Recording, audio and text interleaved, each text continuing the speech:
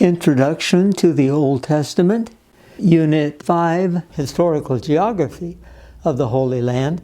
And we want to show today how Israel is a bridge between the continents. This is Israel. It's about 350 miles long and about 60 miles wide. It is narrower at the top than it is at the bottom. But Israel is situated here between Egypt, which is in the continent of Africa, and Mesopotamia, which is in the continent of Asia. Europe is to the west, across the Mediterranean. You'll notice that these large sections where we have Mesopotamia and Assyria, they have two rivers. There is the Tigris River, which begins here on almost to the west of the country, and it flows to the north slightly and then turns and goes southeast to the Gulf. The Euphrates River begins about the same spot, but it flows to the south and then makes a large turn and comes to the southeast and joins to the Tigris River just before it enters the Gulf. These two rivers are very important for the agriculture of the land because this whole area is irrigated by the Tigris and the Euphrates River. They also are transportation.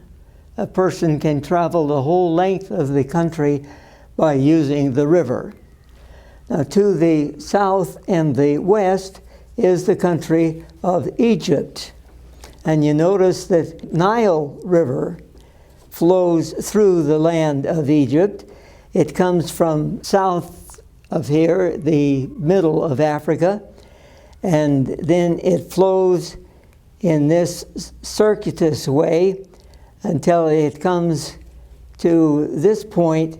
All of this is considered Upper Egypt because it is higher, and this area here of the Delta is called Lower Egypt. The Nile River flooded every year and watered the area close to the river. And it formed then the basis for the crops. It would flood, and then they would recede, and they would plant their crops. It also was used for transportation. So both of these areas, which are called river valleys, are the type that are used for both agriculture and for transportation. Now we'd like to take a closer look at Israel, the Holy Land, and see how it differs from these other two large entities. Now I'd like to concentrate on the country of Israel, or the Holy Land.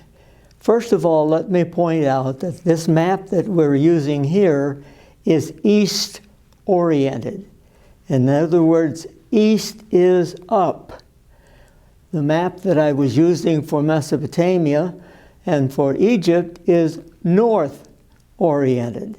So you'll have to shift a little bit in your thinking that all directions in the Bible, in the Old Testament, are given with east as the direction in which the person is facing. Now, the land of Israel is different from the lands of Mesopotamia and Egypt. In the book of Genesis, where God promises Abraham that he will give him the land, he says, "On that day, the Lord made a covenant with Abram and said, 'To your descendants I give this land, from the river of Egypt to the great river, the Euphrates, the land of the Kenites, Kenizzites, Cadmonites, Hittites, Perizzites, Rephaites, Amorites, Canaanites, Girgashites, and Jebusites. Now the Kenite and Kenizzite later joined Israel. They were from Moses' father-in-law. The Hittites and the Amorites are known as very large kingdoms.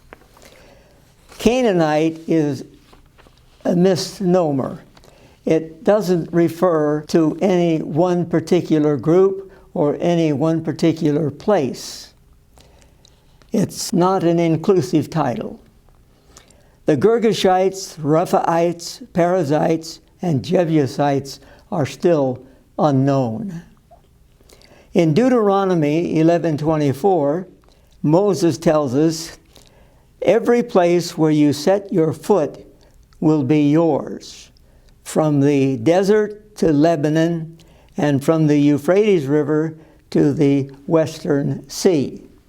Now, of course, when they talk about the river of Egypt, they're talking about down here to the southwest.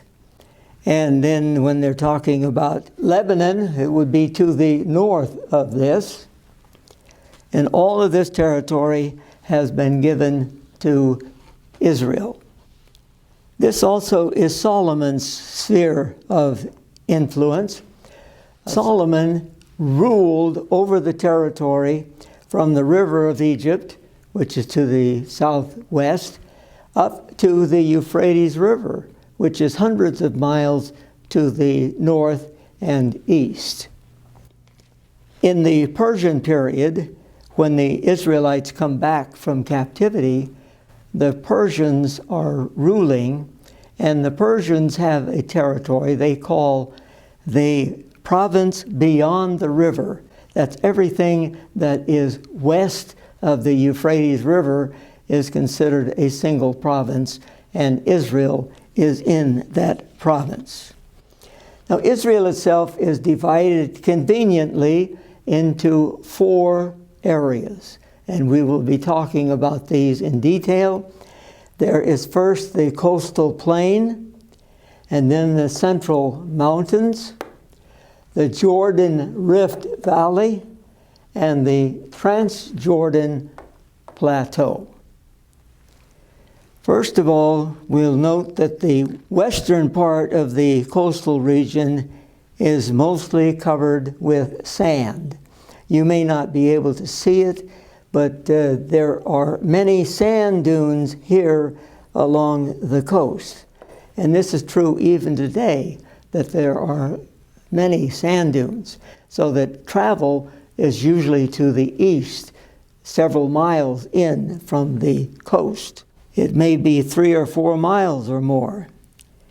And these are composed of hard sandstone. They're called kurkar. It's so hard that the water does not get through them. And so a lot of this will back up then with the water standing behind, and it would be like a swamp. So you have to avoid the immediate coastline. But this is the first area, the coastal plain, and it includes the Sharon Plain, which is in this region here. And you notice that there again, the sand dunes that are a problem.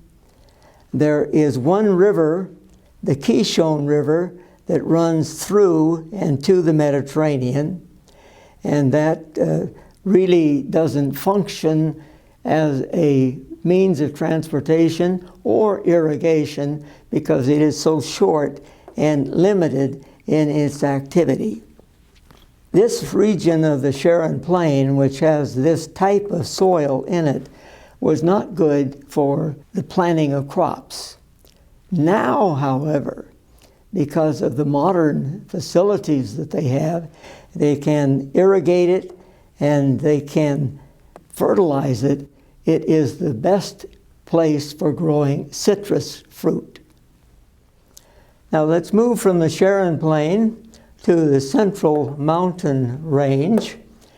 And we have, first of all, to the north is Lebanon, where the cedar trees are, but that's to the north. Moving to the Holy Land, we have Galilee, which makes up this whole area, but it's divided into two. You can see here that there is a break. Northern Galilee is higher, about 3,500 feet in elevation, and it is like a plateau. Very difficult to travel in that area. Lower Galilee is at least 1,000 feet lower, and you have these ridges that look like the fingers of a hand, and it is easy to travel in Galilee. Then you have the Jezreel Valley, and this was the prime agricultural land in all of the Holy Land. This you have soil washed down from the mountains, and it is Cinnamanian. And Cinnamanian weathers into a very fine red soil and is highly productive. So the Jezreel Valley made up the best agricultural land. And then we have Carmel Mountain that breaks between Galilee and Samaria. Now in the Jezreel Valley, you have major cities. Here is Megiddo and Ta'anach and Beth Hagon and Ibleam. All of these are on passes that come through the Carmel Range. Then we come to Samaria. And Samaria has Shechem, which is a very important city, and Tirzah and Samaria. Now, Samaria was developed a little bit later, but here we have Tirzah, which was the first capital of the Northern Empire, and then they moved the city to Samaria here. The southern section of Samaria has Mizpah, Bethel, and Shiloh, another group of cities which were very important in the Old Testament period. Then we move from Samaria to the Judean hills, and here again we have very important cities. We have Jerusalem, and from Jerusalem we go to Bethlehem, which is a little to the south, and it's about 7 miles from Jerusalem to Bethlehem. And then Beit Sur and Hebron and Ein Gedi. Now Ein Gedi is going to be on the shore of the Dead Sea. Right there should be it. And then we come to the Shephelah, which is the lowland between the central mountains and the coastal plain. This area had a lot of fortresses because you have the Philistines here, you have the Israelites here, and so a lot of fortresses were built here to protect one from the other. We have the valley of Ayalon, the valley of Sorek, and we also have the valley of Elah. Now the valley of Elah is where David fought Goliath. So a lot of wars were fought in this region of the Shephelah. Then we have the Negev, and we divide the Negev.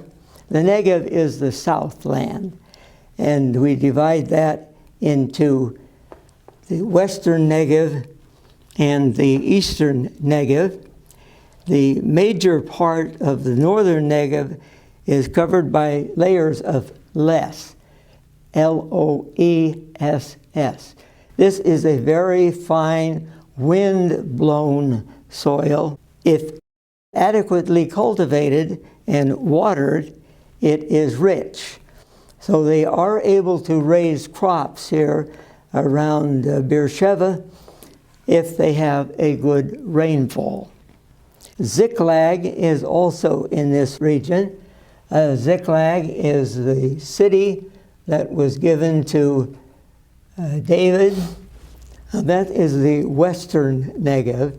And then the eastern Negev is the city of Arad, which is here, and Hormah, which was a city that was destroyed by the inhabitants when the Israelites tried to go into the land and fight the inhabitants. The coastal plain, the central mountains, and the third is the Jordan Rift Valley. This is a unique aspect of the Holy Land. It begins in the north with Lake Hula and goes to the Sea of Galilee. And the Jordan Rift is a result of volcanic eruptions. It's the largest and deepest of the rifts. This rift runs from the Lebanon Bekaa, the Valley of Lebanon, through Israel into the heart of Africa. There is first the Bekaa, and that is off from this map to the north. And then you have Mount Hermon, which is this region. It's the highest mountain in all of the Holy Land. And then you have the Hula Valley, which is here. And then the Jordan River has Zor and Gahor. Now Zor is the small area at the bottom of the river. The Gahor, the G-H-O-R, is wider and is higher up. But those two elements are part of the base of the Jordan River. And then you have the Yarmuk River, which comes in here. Jabbok River is here. The Jabbok River is covered with a thick layer of red sandstone. And then we come to the Dead Sea. Now, Jericho is one of the main cities in this region. The Israelites took the city of Jericho when they first came into the land. They crossed the Jordan at this area and took the city of Jericho.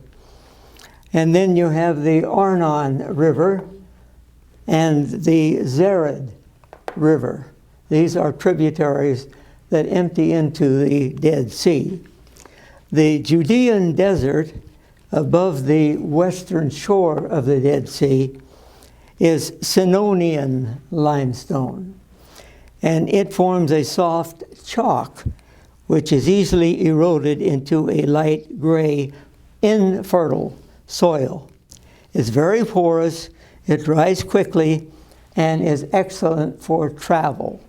And you'll find that at the base of many of the mountains in the Holy Land that there is this Sinonian chalk, and that is what is used for travel. In the southern Arabah is the Reed Sea, which would be down here, and the Gulf of Eilat. The Jordan River is below sea level as it begins here in the Hula Valley and goes down to a little over 600 feet below sea level. And then at the northern end of the Dead Sea, it's 1,300 feet below sea level. And then it gradually goes up and then falls again as it goes into the Gulf of Eilat. There is Bashan, and Bashan is a part of the area that was captured by the Israelites from the two kings. And this is where 2.5 of the tribes settled.